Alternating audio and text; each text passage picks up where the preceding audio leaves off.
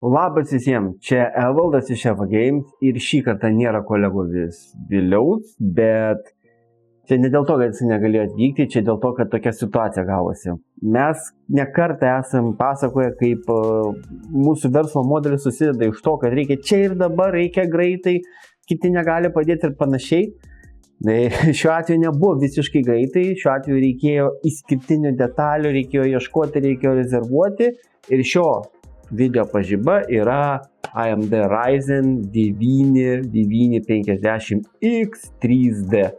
Ganėtinai naujas dalykėlis, savo gražiai žiūrisi, todėl vakar šio kompiuterio paskutinis komponentas korpusas akvariumas, Gigabyte akvariumas, praeitą kartą dėjom baltas, šį kartą juodas. Jis vakar atvažiavo ir šiandien man dabar yra penktadienio rytas ir po pieto apie 3 valandą turi atvažiuoti klientas jį pasiimti, taip kad nebuvo kada nei Viliui pranešti, nei su juo susitarti, kad padėtume filmuoti šį video. Taip kad jeigu bus kažkas blogai, just blame it on me, ok?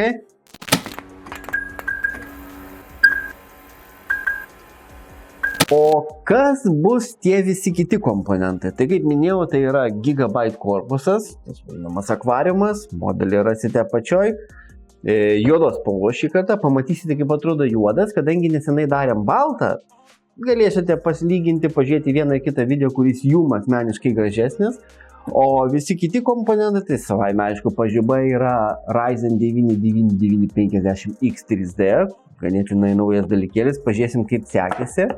Sisteminė plokštė vėl, kadangi sisteminės plokštės yra beprotiškai brangios, mes grįžtam prie savo mėgstamos 650 Aorus Elite AX V2, kas reiškia, kad V2 tai yra versija 2 šio perkamiausio, tikriausiai Gigabyte modelio.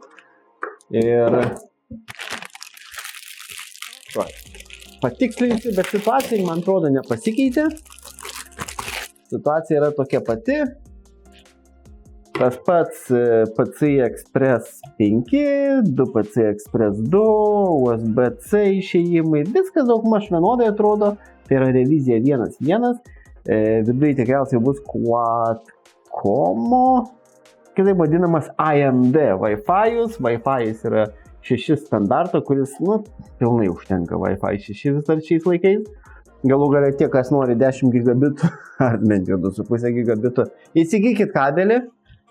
Tai sisteminė plokštė viskas ok, pažiūrėsim kaip seksis jai atpažinti šį procesorių ir galbūt reikės mums atlikti BIOS Q-flashą, kuris nesu tikras ar palaikomas. Vis dėlto palaikomas. Yra Q-flash mygtukas. Tikiuosi, bet to apseisim, nes laikas, kaip matėt, mus spaudžia, bet jeigu kartais reiktų. Kas dar pas mus? Norėjom PCI Express 5 SSD, bet jie yra beprotiškai brangus ir ne visiškai techniškai reikalingi.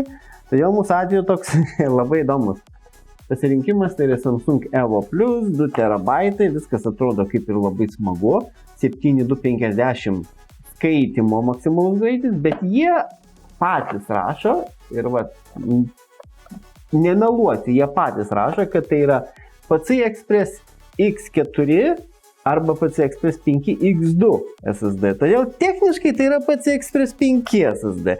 Įdėsime į pirmą slotą, kuris taip pat yra 5 ir galėsim pažiūrėti, ar jisai tikrai veikia X2 ir ar duoda šiokį tokį performance boostą.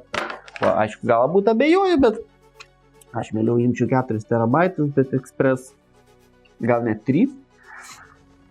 Ramai, atmintis, Kingstonas 5600 magistralis, 64 GB kitas, XMP, 2 po 32 RGB. Nieko ypatingo, bet pakankamai einamas modelis ir kol kas nei vienas negrįžęs pas mus į garantinį. Tai šitoje vietoje neturi kuo skųstis. Maitinimo blokas jau turbūt bijau pameluoti 2, 3 kartą matote jį pastarame metu, bet turėkite omeny, kad kaip už 100 maždaug eurų jūs gaunate 1 kW maitinimo bloko, Nvidia's PCI Express 5 lizdą, pilną modulinį, Gold sertifikavimą, kas vėlgi, neaišku, tas sertifikavimas teisingas ar ne, gaunate hibridinį aušinimą, tai reiškia, pagal juos pasiekus 200 W įsijungia aušintuvas iki 200 W, kaip tariant, idle, režimu aušintuvas net nedirba ir efektyvumas kažkur, rašo jie čia tarp 90 ir 88% priklausomai nuo laudo. Bet ką jūs su juo dar gaunate, tai gaunate 5 metų garantiją, kas kaip gigabitui, kuris yra šiek tiek prisidirbęs su maitinimo blokais, aš manau yra neblogai. Pats seniausias mūsų parduotas toks daikčiukas yra 1,5 metų senumo, jis dar negrįžo. O dabar keliaujam prie aušinimo. Aušinimas, netidarinėsiu, vėliau atidarysiu. Aušinimas tai yra Aorus Waterforce 2360. Tai yra 2, o ne X2, todėl tai yra tiesiog logotipas Aoruso, jisai nėra LCD ekrano panašiai kaip mano kompiuteryje. Moduliniai, tie bus tikriausiai aušintuvai, moduliniai turiu minį, kad magnetiniai sujungiami. Pažiūrėsim, ar magnetiniai, ar vis dėlto sujungiami su adatėlėm, bet aš spėčiau, kad magnetiniai, nes balta versija turėjo magnetinius. Tai šitaip, sakykime, tie, kas norėtų pamatyti, yra baltas mūsų video, kur surinkinio baltą akvariumą ir čia bus juodas akvariumas. Jie turės tokius pačius aušintuvus, tokius pačius korpusus ir jei neklystu, gal net tokią pačią sisteminę plokštę. Ir jūs galėsite side comparison padaryti, pasižiūrėti, kuris jums atrodo gražiau, jeigu sugalvotumėte įsigyti. O dabar keliaujam prie rinkimų, nes man liko netaip jau daug ir laiko. Pirmin.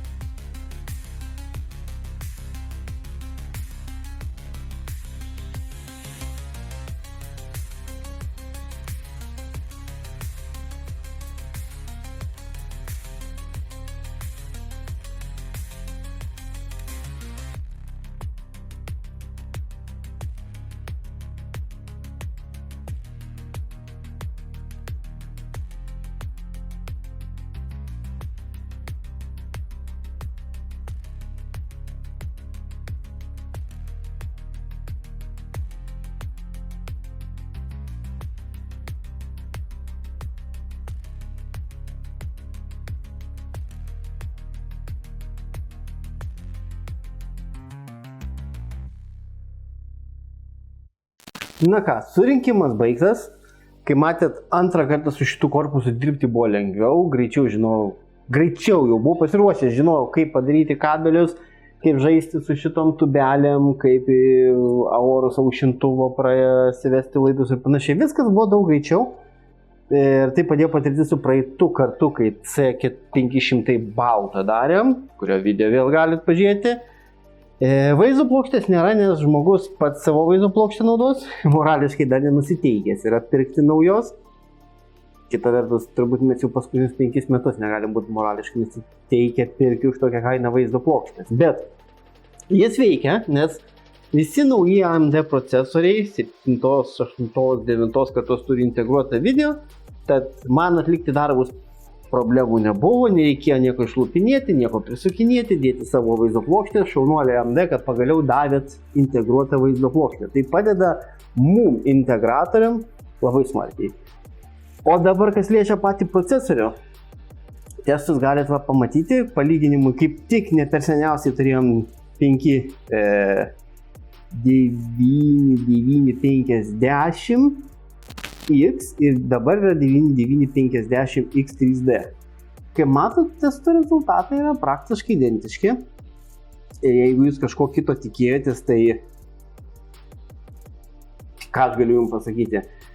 tai yra tas pats Ryzen 9 9950X, tik šis turi 3D cache, kuris labai priklauso nuo aplikacijos, kaip pavyzdys Cinebench R23, kuris yra sąlyginai senas.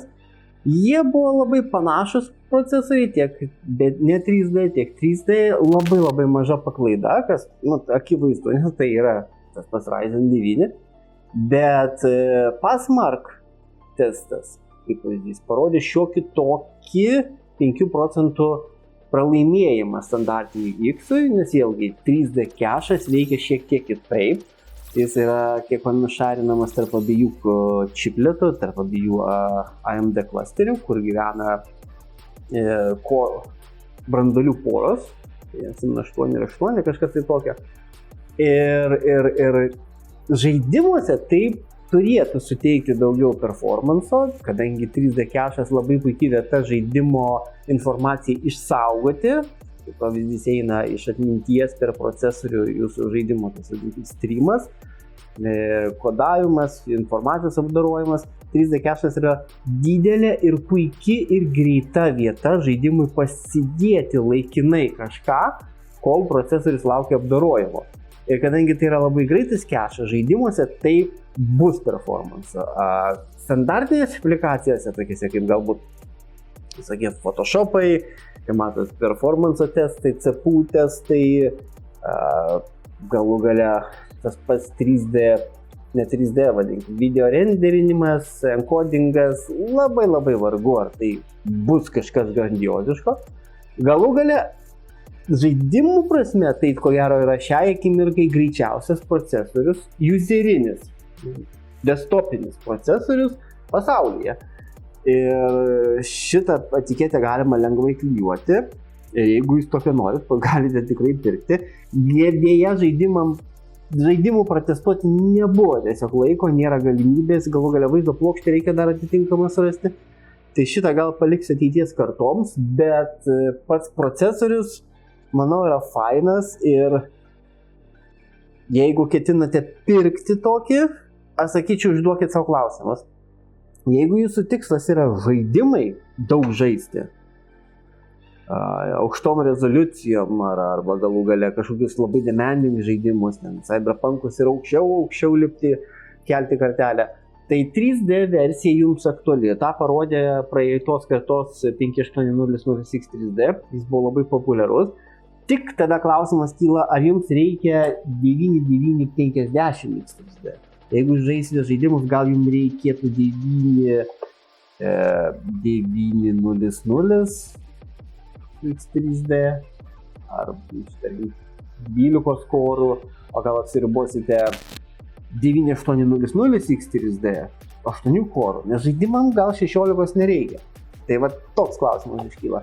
Jeigu jūs vis dėlto esate ne žaidimų entuziastas, jums aktualu kodinti video, dirbti su aplikacijom, turėti multithreadingą, galbūt net virtualias mašinas arba Docker konteinerius leisti, 3D vargu ar jums yra reikalingas, nes jis yra brangesnis. Jūs galite performance ir maksimalų vieno koro dažnį gauti turėdami tiesiog X versiją, kuri galbūt net ir pigesnė.